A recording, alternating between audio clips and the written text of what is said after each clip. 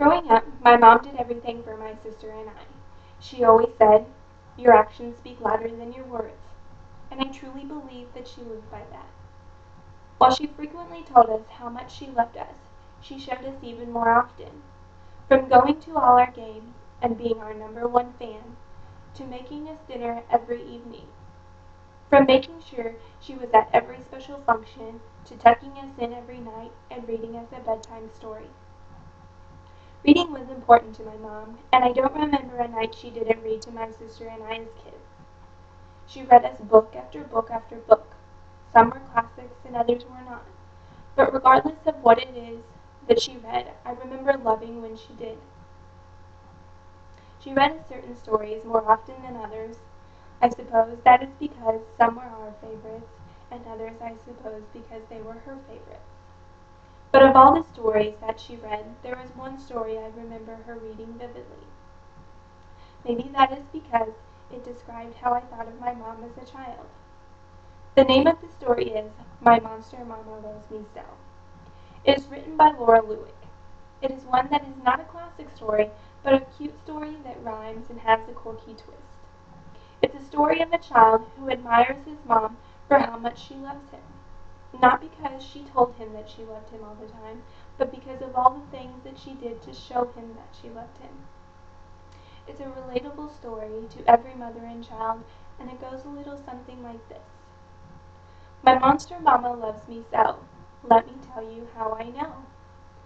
When I wake up, she tweaks my nose and tickles all my pointy toes. She combs the cobwebs from my bangs and makes sure that I brush my fangs. She gives me great big hairy hugs and bakes me cookies filled with bugs.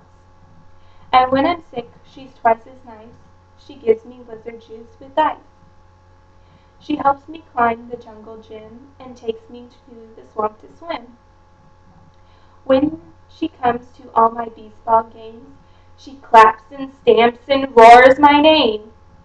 And when the scary things come out to wave their arms and scream and shout, she tells me, "Don't be frightened, dear," and shows me how to disappear. On rainy, windy, stormy days, she breathes and makes a cozy blaze. We read some stories and toss on more logs, sing camping songs, and roast hot dogs.